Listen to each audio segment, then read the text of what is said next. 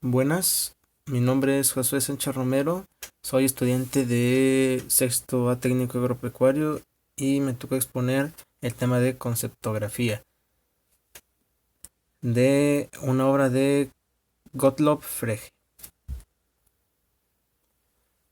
Em, Fue un matemático, lógico y filósofo alemán. Se le considera el padre de la lógica matemática y de la filosofía analítica, concentrándose en la filosofía del lenguaje y de las matemáticas. Frege ideó un programa logicista destinado a explorar los fundamentos lógicos y filosóficos de las matemáticas y del lenguaje natural. Estaba convencido de que las matemáticas y el lenguaje podían ser reducidos a la lógica. Y representado está en la obra de la cual parte este tema, ya que eh, el tema principal es simplificar, por así decirlo de alguna forma, el lenguaje en fórmulas. Así es como él parte desde la aritmética y geometría y ciertas matemáticas, como aquí lo dice, y va partiendo para así poder hacer una explicación un poco más simple pero lógica y entendible de lo que se presenta. El conocimiento de una verdad científica pasa como regla por varios grados de certidumbre, quizá conjeturada al principio sobre la base de un número insuficiente de casos particulares. Una proposición general se consolida cada vez más seguramente al cobrar conexión con otras verdades a través de las cadenas de inferencias, ya sea que de ellas se deriven consecuencias que encuentren confirmación de otra manera, ya sea que a la inversa se le reconozca como consecuencia de proposiciones ya establecidas. Como sabemos de la filosofía, eh, a lo que yo tengo entendido, pues es algo complicado decir si algo es verdadero o falso, o afirmar o negar algo.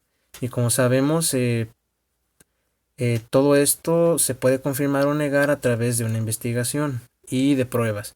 En este caso lo que se nos quiere decir es que para decir que en este caso, como por ejemplo de la verdad científica, podría ser la comprobación de una hipótesis o el resultado de una investigación, este tiene que pasar por ciertas pruebas. En muchos de los casos, pues es que la experimentación y de aquí salen pues los resultados y se puede comprobar si esto es verdad o no. Aquí como dice se deriven consecuencias que lo afirmen o que eh, no se presenten algunas consecuencias y de todos modos se le pueda afirmar. Todo se remite a las pruebas. Y aquí la conceptografía como es un concepto se puede decir. Esta debe servir para probar de la manera más segura la precisión de una cadena de inferencias y para denunciar toda proposición que quisiera colarse inadvertidamente y poder investigarla en su origen. Está limitado a expresar por primera vez relaciones independientes de las propiedades específicas de las cosas. Eh, la conceptografía, para darle una mejor explicación también, el autor la viene comparando con el lenguaje normal, ya que pues este es un lenguaje con fórmulas. Eh, lo viene relacionando de una forma sencilla que viene siendo compararlo entre un ojo y un microscopio. Es una, ¿cómo decirlo? Es una descripción muy simple. Toma, por ejemplo, el ojo, que en este caso viene siendo el lenguaje común, viene siendo la relación entre el lenguaje común y la conceptografía, y el lenguaje común pues vendría siendo el ojo, que el ojo pues lo compara con un microscopio, ojo y microscopio. El ojo que viene siendo el lenguaje común eh, es el que ve más ampliamente, es el que tiene mucho espectro de visión, que se puede adaptar a muchas circunstancias y funciona de forma correcta. Ahora, ¿cómo compara la conceptografía? Eh, lo viene poniendo de ejemplo, como dije, en un microscopio. El microscopio, su espectro de visión no puede ser muy grande, pero sí puede hacer un análisis más profundo y detenido, hacer zoom en las cosas que se dificultan ver. En este caso se centra en ser un poco perfeccionista, fijarse en algunos errores y poder corregirlos. Lo observa todo de una forma más detenida. Em, y bueno, su idea más que nada salió pues para probar de una forma más segura la precisión de la cadena de inferencias, o sea, de lo que se viene diciendo, si es cierto o no. También esta conceptografía está relacionada como auxiliar para determinados propósitos científicos. Pueden servir pues ya sea para la comprobación o la simplificación de algún tipo de información, ya que como veremos adelante, la mayoría del lenguaje que se utiliza en la conceptografía también se reduce a simples letras o símbolos, como ya lo habíamos mencionado, como si fuese una fórmula. Definición de los símbolos. Como les estaba hablando, se reduce pues a las fórmulas, ¿no? Y como sabemos en las fórmulas, en la mayoría de las materias y ciencias en las que se puede aplicar, pues se reducen a simples símbolos. Aquí como vemos la teoría general de las magnitudes, los símbolos usuales se dividen en dos tipos. El primero comprende las letras, cada una de las cuales representa un número que se queja indeterminado o una función que se deja indeterminada. Aquí como podemos ver, pues bien lo explica poniendo como ejemplo la aritmética, por las letras representan números y también los demás símbolos indican una relación o la circunstancia en la que se encuentran estos elementos, así como en cualquier otro tipo de investigación científica.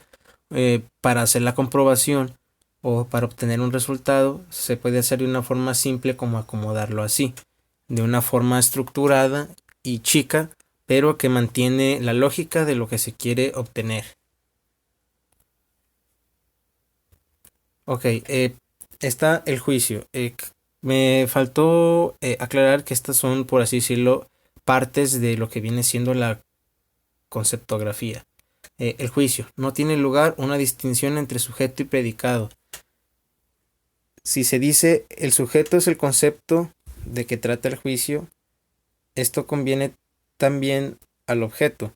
Por tanto, se puede decir únicamente sujeto es el concepto de que trata principalmente el juicio. En lugar del sujeto, en la serie de palabras tiene un lenguaje, el significado de un lugar singularizado, en donde se pone aquello sobre lo cual se quiere atraer la atención de quien escucha.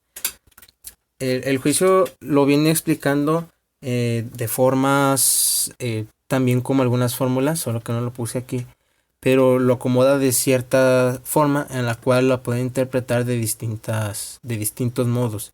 En general suele ser una barra vertical intersectando con una barra horizontal y con sus respectivos símbolos o letras, que viene siendo si afirmas o niegas algo. Normalmente solo se puede afirmar en este tipo de juicios. Así que bueno, como vimos, no hace una distinción entre sujeto y predicado. Simplemente puede hacer incluso comparaciones entre distintos tipos de juicios, ya que los divide en categorías, o bien de cómo se diga el juicio, las palabras que uno diga. A eso también le dice el concepto o la adjudicación que tenga un juicio. No va a comparar un juicio que tenga la misma lógica que otro, dicho con otras mismas palabras. Esto también lo hace para ser un poco simple y seguir el propósito de su conceptografía. Y bueno, también pues es de demostrar que bueno, con estas simbologías y simplificaciones trata de dejar un poco el lenguaje ordinario. Y como sabemos, el lenguaje ordinario no es muy utilizado en la filosofía profunda, que busca dar respuestas a cosas complicadas. La condicionalidad. La condicionalidad. Si A y B significan contenidos judicables, esto hay las siguientes cuatro posibilidades. Esto lo puso como un ejemplo.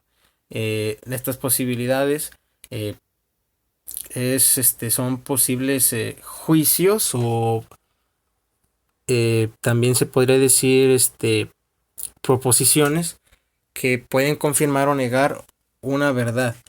Y esto pues lo hace de una forma mucho más simple. Y la negación, aunque no puse la negación es similar a lo que vendría siendo representado por el juicio. Nada más que en este caso, en las fórmulas, también hay que decir que pues mientras el grado de las fórmulas, el grado de dificultad puede aumentar, en este caso sería un grado más de dificultad, a mi parecer, hace que o dice que algo no existe o es inexistente mientras afirma otra cosa. Sin embargo, por la negación busca que el objeto del que se está hablando o al que le está afectando las circunstancias sea negado. Y bueno, creo que de mi parte sería todo. En conclusión, pues sí, en cuanto a la verdad científica, es muy importante saber cómo llegar a una verdad y creo que este hombre la explica demasiado bien y trata de hacerlo simple, no simplemente encontrarla, sino hacerlo de una forma más simple y creo que eso pues vale mucho en la filosofía contemporánea. Gracias por su atención.